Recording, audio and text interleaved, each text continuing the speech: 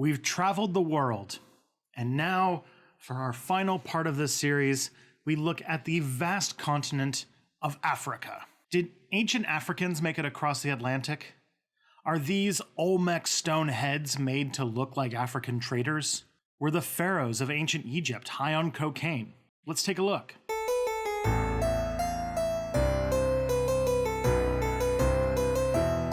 Hi, I'm Tristan Johnson, and this is Step Back History. Be sure to click the subscribe button as well as the bell notification to never miss a new Step Back video or live stream. Africa is a vast continent and covers a wide variety of peoples, cultures, and nations. However, the history of the peoples of this continent often doesn't get told super well. Many history books on Africa don't begin until white people start showing up, which sucks. So, did some Africans make it across the Atlantic? Or did Native Americans make it to African shores? Let's start with the oldest claimed contact. There is a controversial archaeologist named Need Guidon who worked in the 1970s with some astonishingly old paintings found in Brazil, some suspected to be over 9,000 years old. Digging around this site, researchers have claimed they found stone tools way older than our current model of human migration to the Americas calls for. They argue that some of these stone tools go back almost 22,000 years. Yes, 22,000. This is a far cry from our current model. The oldest evidence we have of humans in the Americas comes from discoveries like the famous finds of the Clovis culture in Montana dated to 13,000 years ago. DNA evidence found in Oregon pushes suspected migration back as far as 14,000 years ago, and arrowheads found in Buttermilk Creek, Texas could be as old as 15.5 thousand years old. But this isn't Texas, and it isn't 15,000 years old. This is South America, and supposedly as much as 7,000 years older than our oldest samples. An Uruguayan archaeologist published some findings suggesting that humans were hunting giant sloths 30,000 years ago, and in southern Chile at a site called Monteverde, anthropologist Tom D. Delhay, not Tom DeLay, claims to have artifacts as old as 14.8 thousand years old. And so we come back to Need Guidon. In Brazil's Caatinga, an arid region, Brazilian and European archaeologists claim they found stone tools showing humans there almost 10,000 years before the Clovis findings. This is a tense debate in archaeological circles. Some make claims that these findings might not be chipped stone tools, but naturally chipped stone, or made by monkeys, which do use tools. 2 decades ago, though, Guidon became notorious for claiming that humans came to Brazil 48,000 years ago based on some charcoal she dug up. Many are skeptical of her work, but she pressed on. She believes that these older findings in Brazil suggest a migration from Africa, possibly as far back as 100,000 years ago. The archaeologists I could find responses from claimed that these pieces are interesting, but to make things definitive, there will need to be more digging. Who knows?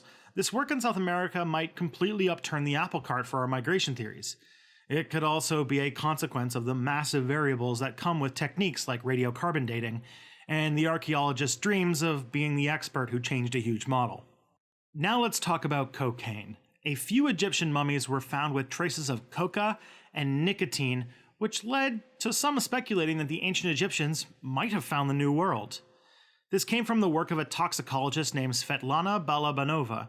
Follow-up tests seem to bear this out. One documentary claimed that an examination of some mummies from Nubia in modern-day Sudan also found some of these fun-time drugs in their system. The nicotine was explained away as coming from a plant that used to live in the old world but went extinct. Some also claim that this is just straight-up fraud. This is another case of something that comes up a lot in this series. There's smoke, but no fire. There is no definitive evidence of this contact, and the evidence that is here can be explained away by other means. For example, in the 19th century there was a lot of smoking and a lot of less than careful handling of Egyptian mummies. Simple Occam's razor will suggest that it means the theory can go on ice until something stronger gets surfaced. Lastly, there is a well-developed theory that the Olmecs either traded with or were descended from people from Africa. The primary evidence they have is the facial features of these statues. The first proposed comes from Jose Melgar, the man who found the first of these massive heads in Tres Zapotes in 1862.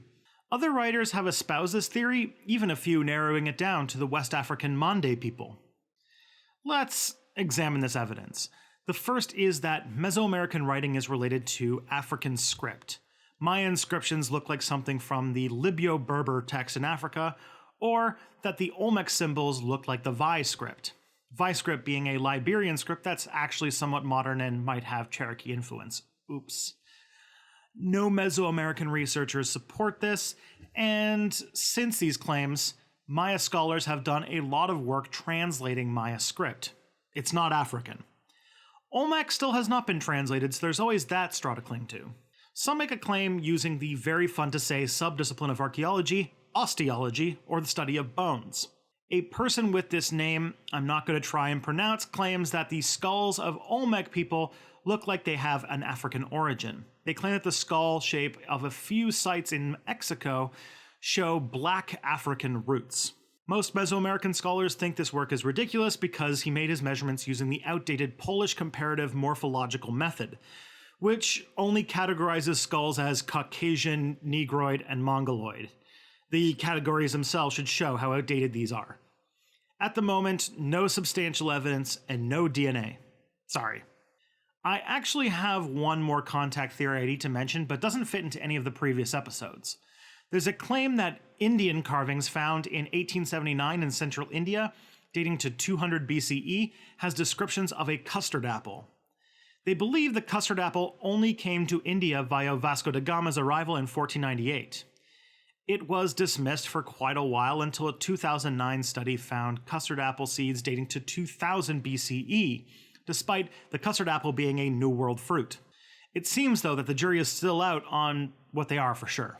There are some other connections people tried to make, like the 1924 claim that a Maya inscription is of an elephant, but the more likely answer is that it is of a very American native tapir.